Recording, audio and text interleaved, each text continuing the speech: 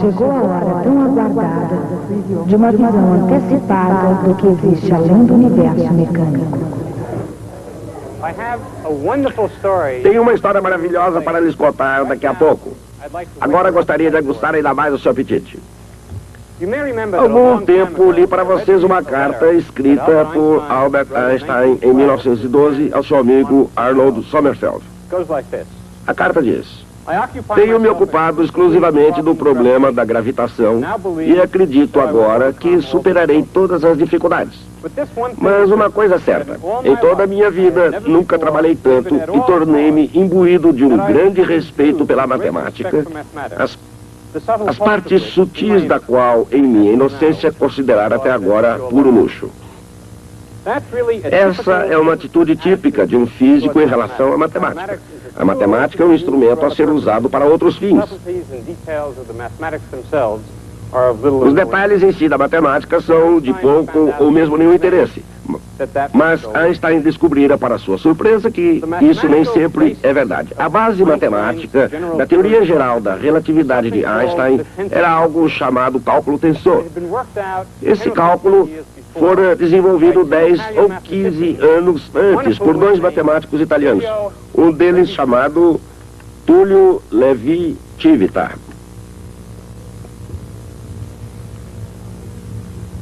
Em 1914, Einstein escreveu o seu primeiro trabalho sobre a nova teoria. Outro físico, Max Abraham, autor de uma teoria rival, tentou ler o trabalho de Einstein, mas não entendeu nada. Era muito difícil. Em busca de auxílio, remeteu o trabalho para Levi-Civita. Levi-Civita leu o trabalho e interessou-se imediatamente pela teoria da relatividade. Em 1915, Levi-Civita escreveu uma carta a Albert Einstein dizendo-lhe que havia algo errado em sua teoria. Vocês podem imaginar como Einstein deve ter se sentido. Ele vinha se esforçando para dominar essa matemática muito difícil. E agora que tinha finalmente reunido coragem suficiente para incluí-la em seu primeiro trabalho, o autor dessa matemática vinha dizer que ele não a tinha entendido muito bem. A questão em foco era um determinado tensor. Um tensor é uma espécie de vetor generalizado, um tensor que representava o campo eletromagnético. O problema era como esse tensor se alterava quando passava de um sistema de coordenadas para outro. Levi-Civita disse que Einstein tinha entendido mal, mas na verdade Einstein estava certo e Levi-Civita errado. Tratava-se de uma teoria da física. Einstein era um físico e sua intuição física lhe dizia qual deveria ser a resposta. Mas suas demonstrações matemáticas eram pouco convincentes. Esse foi o ponto atacado por Levi-Civita. Os detalhes técnicos dessa controvérsia não é o que nos interessa aqui. O que nos interessa são as sutilezas e nuances do relacionamento que se desenvolveu entre esses dois homens.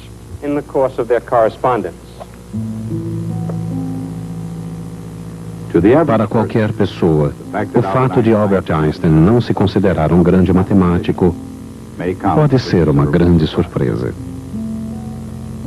Afinal, ele tinha um notável domínio da matemática em comparação com a maioria dos físicos da sua época, e maior ainda em comparação com o cidadão comum da sua ou de qualquer outra época. O que ele realmente queria dizer era que o seu domínio da matemática não se comparava ao do brilhante italiano Tullio Levi-Civita. Assim, a percepção de Einstein era relativa, mas afinal, Einstein era o mestre da relatividade. É claro que em épocas mais antigas não havia distinção entre matemáticos e físicos. Desde a antiguidade, a astronomia e o cálculo, a mecânica e a geometria eram consideradas partes da mesma profissão. Mesmo assim, sempre houve certos indivíduos que, como Einstein, possuíam uma intuição especial sobre o verdadeiro comportamento do mundo. No século XIX, foi criado um novo termo para descrever esses indivíduos. Esse termo foi físico. Mas mesmo antes de existir esse tempo, a ciência da física fora aperfeiçoada por dois indivíduos, cujo domínio da matemática não era apenas fraco, era virtualmente inexistente. Um deles foi o ilustre Benjamin Franklin, de Filadélfia, Pensilvânia, uma colônia da Inglaterra, na América ainda pouco civilizada. O outro, nascido numa época em que a Pensilvânia já não era mais colônia de ninguém, foi Michael Faraday. Inglaterra da Rainha Vitória. Sem ter uma educação conveniente, Michael Faraday teve dificuldades até mesmo de colocar os pés na porta dessa instituição real. Mas uma vez nela aceito, Michael Faraday obteve uma satisfação que só pode ser encontrada na busca e descoberta de ideias científicas originais. E embora desprovido de grandes dotes matemáticos, Faraday faria muito para impelir a ciência em direção ao universo mecânico de Isaac Newton. As leis da mecânica de Newton, juntamente com sua teoria da força da gravidade, haviam convencido a comunidade científica de que o mundo poderia ser compreendido por meios racionais. Nessa mesma trilha, os seguidores de Newton descobririam que, assim como a gravidade, a eletricidade e o magnetismo também são forças que diminuem com o quadrado da distância. A semelhança era espantosa. E tanto para Faraday, quanto para a comunidade científica em geral, ela encerrava uma das questões essenciais da física, seja gravitacional, elétrica ou magnética. Como uma força poderia agir entre corpos quando eles nem sequer se tocavam? Aqui, a intuição de Faraday realmente brilhou, fazendo-o imaginar que uma força igual a 1 sobre R ao quadrado devia ser aplicada por algo que irradiava para fora, como a luz do Sol. Olhando ainda mais longe, Faraday concebeu as linhas de força partindo de cargas positivas e acabando em cargas negativas. E para onde quer que elas fossem, isso significava o universo inteiro, levavam o poder de atrair e repelir. A imagem que Faraday fazia das forças magnéticas não era menos vívida do que sua percepção da eletricidade. Um dia, as visões de Michael Faraday se tornariam a imagem do campo elétrico e magnético. Mas seus colegas, todos mais requintados do ponto de vista matemático, exigiram uma expressão mais rigorosa de suas ideias, e não pura intuição. Naturalmente, foi necessário algum progresso matemático. E ele aconteceu. Na Alemanha com Gauss e na França com Ampère.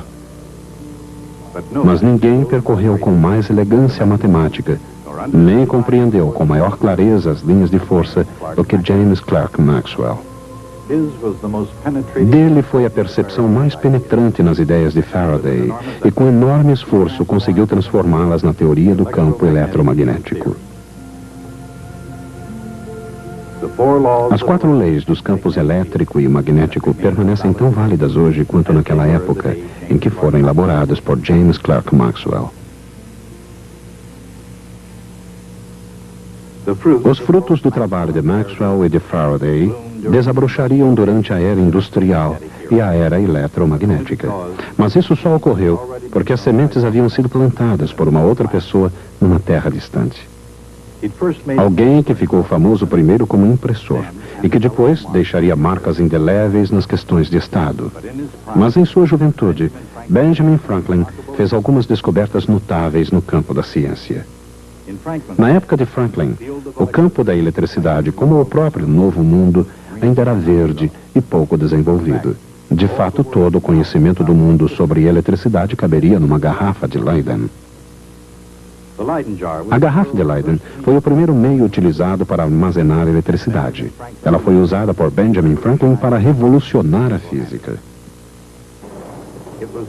Foi com garrafas de Leyden e não com para-raios que Franklin fez suas mais importantes descobertas. Ele observou corretamente que se um objeto tem uma carga positiva e o outro uma carga negativa, os dois se atrairão mutuamente. Mas se os dois objetos possuem cargas positivas, eles se repelem mutuamente. De fato, Benjamin Franklin inventou os próprios termos carga positiva e carga negativa. Mas o que é exatamente uma carga elétrica? E quais os fatores que determinam o funcionamento da eletricidade? Para lidar com a eletricidade com segurança é preciso compreender certas coisas. Não apenas cargas, mas também volts, amperes e campos, entre outras. Mas não importa qual a quantidade em questão, alguma coisa é sempre necessária para produzir a eletricidade. Desde 1800, uma dessas formas tem sido a bateria elétrica. Giuseppe Galvani, o primeiro neurobiólogo do mundo, foi quem começou tudo ao fazer uma pergunta muito simples. Como se explica que a perna de uma rã, sem a ajuda da rã, apresente uma reação tão violenta a um impulso elétrico tão pequeno? Seu colega, Alessandro Volta, encontrou a resposta. E no momento em que essa resposta foi elaborada, ele inventou também a bateria elétrica. É claro que a bateria já percorreu um longo caminho desde a pilha voltaica de volta, com seus vários metais separados por pedaços de pano, argila e praticamente qualquer material que estivesse à mão e fosse úmido.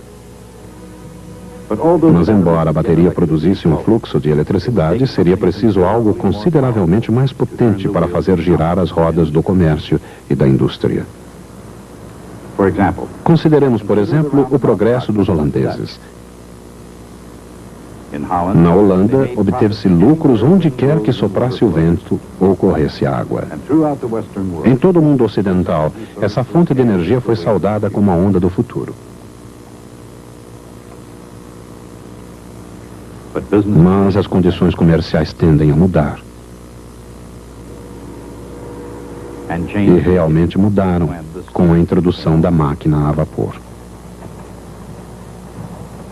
Exatamente na mesma época da história, o carvão estava sendo incluído na equação das fontes energéticas e da energia industrial.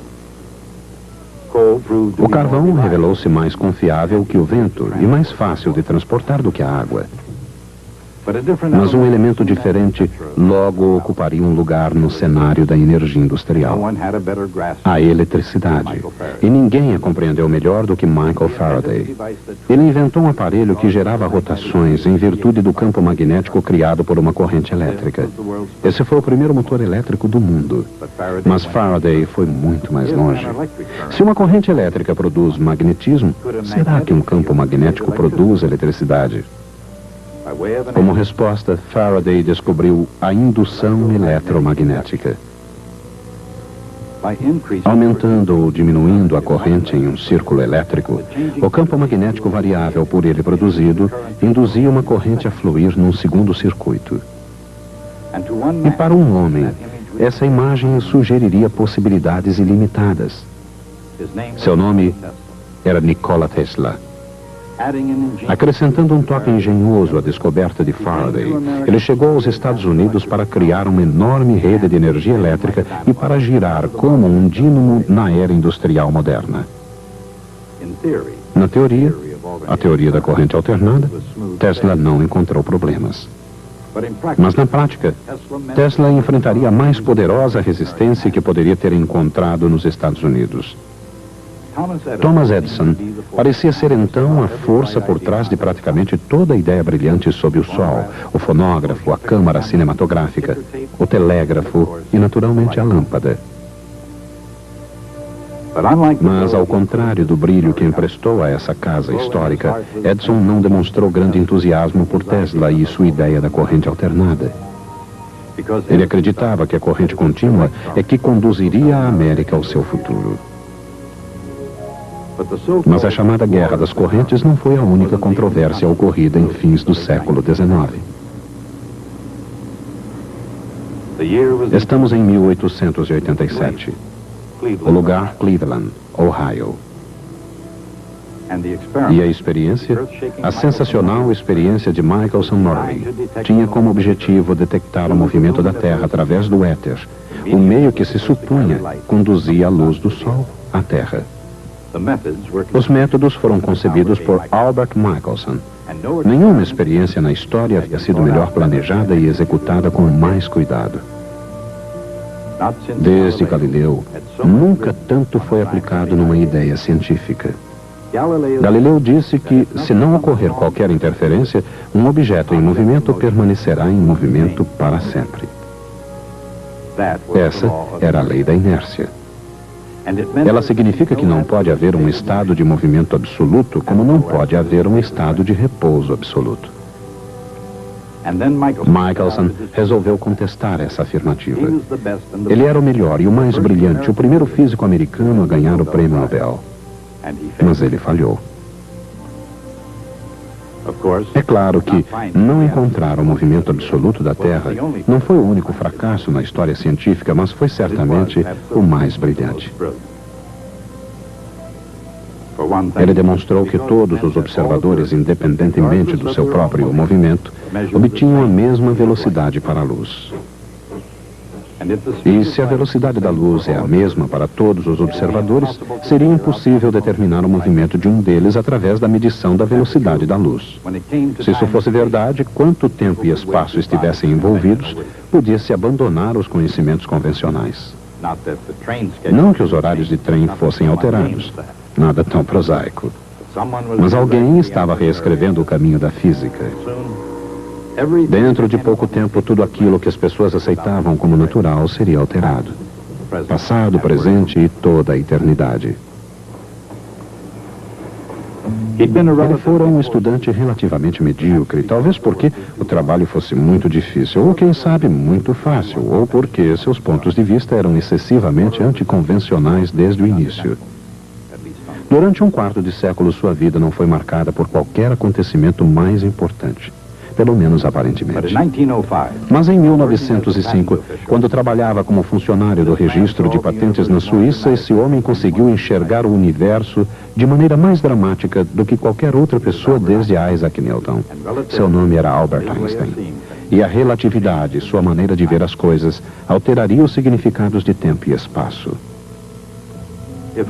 Quando se acende uma luz no momento em que passa um trem, ela alcança ao mesmo tempo a frente e a rabeira do trem. Bem, essa é a opinião de uma pessoa. Mas consideremos o ponto de vista de alguém fora do trem. Na relatividade de Einstein, acontecimentos simultâneos para um observador podem acontecer em instantes diferentes para diferentes observadores. E para se considerar os dois pontos de vista em conjunto, é preciso combinar espaço e tempo num único contínuo quadridimensional. Observando o mundo de uma maneira nova, como ninguém nunca havia feito antes, Albert Einstein percebeu que para um observador em repouso, um relógio em movimento deve se atrasar. E que réguas em movimento se contraem.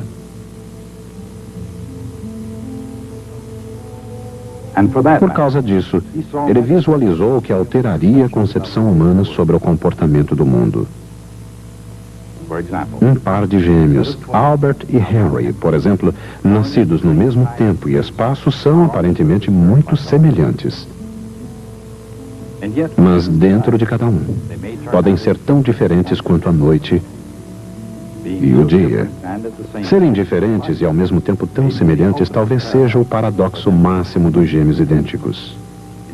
Na física, no entanto, o paradoxo dos gêmeos mostra outra coisa. Essa é a primeira vez que Henry está longe de Albert. Seu destino, o planeta Zog, a uma distância de 10 anos-luz. Se ele pudesse comparar o seu relógio com o do irmão gêmeo, acharia que o relógio de Albert estava se atrasando. E se Albert pudesse comparar o seu relógio com o de Henry, acharia que o dele estava se atrasando. Não importa de que maneira você encare isso, isso se chama um paradoxo. Mas quando isso é verificado, o que significam esse e inumeráveis outros mistérios através do universo mecânico? Significa uma jornada ao próprio átomo, à eletricidade e ao magnetismo, à relatividade, à termodinâmica e muito mais, a um reino antes nunca imaginado.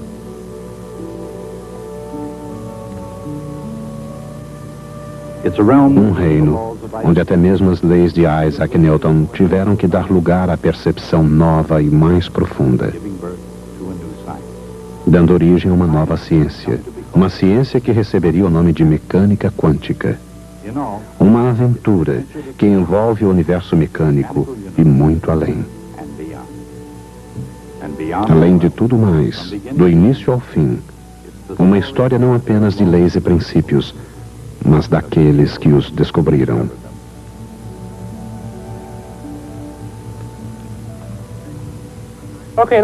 Bem, voltemos a Einstein e Levi-Civita. Aquela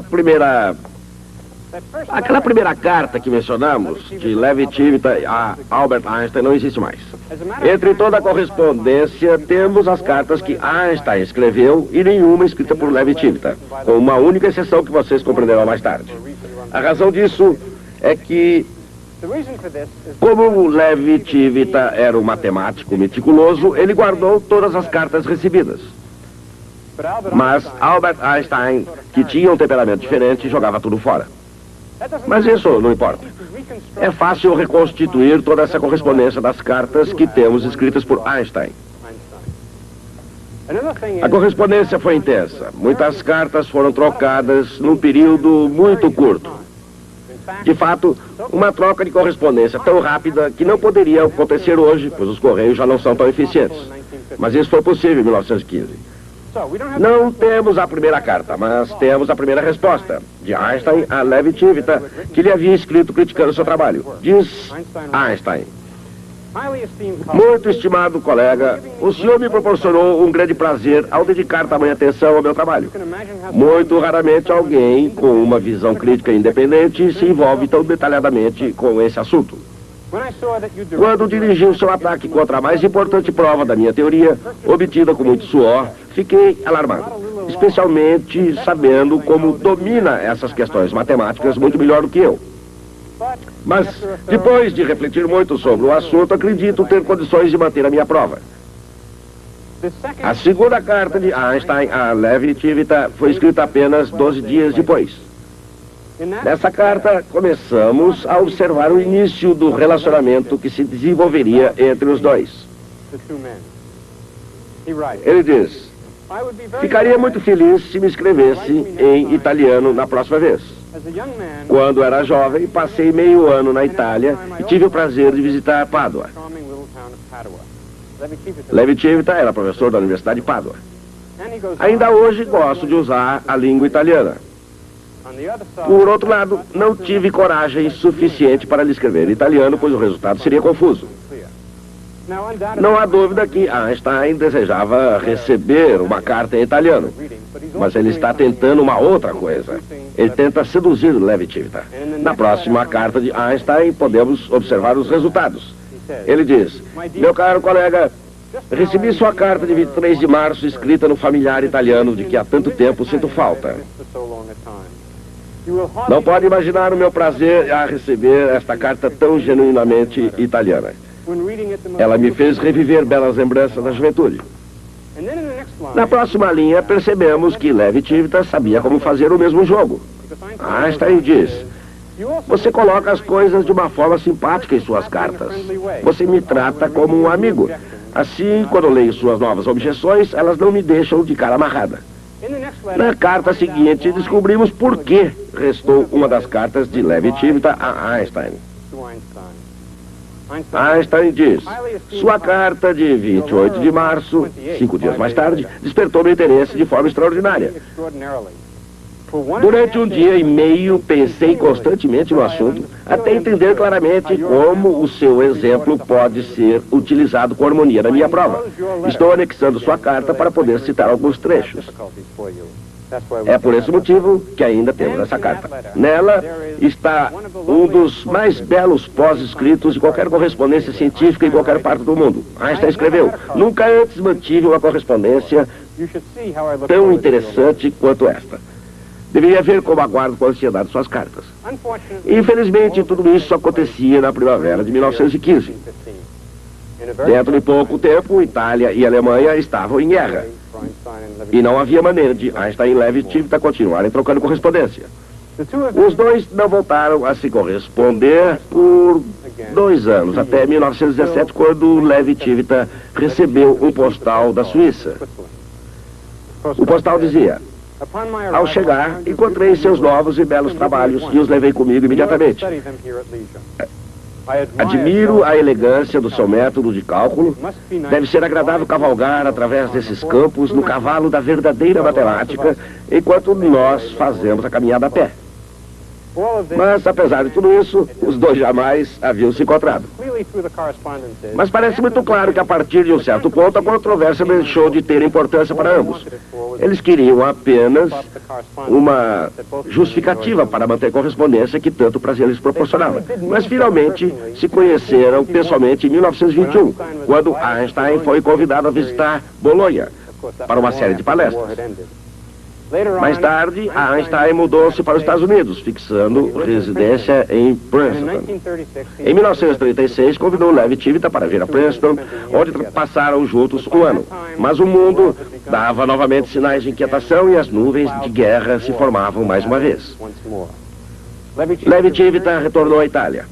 Em 1938, quando leis racistas foram aprovadas pelo governo fascista italiano, Levi Civita, que era judeu, perdeu seu cargo de professor e seu lugar em todas as sociedades científicas. E finalmente morreu, isolado do resto do mundo científico, em seu apartamento em Roma, em 1941.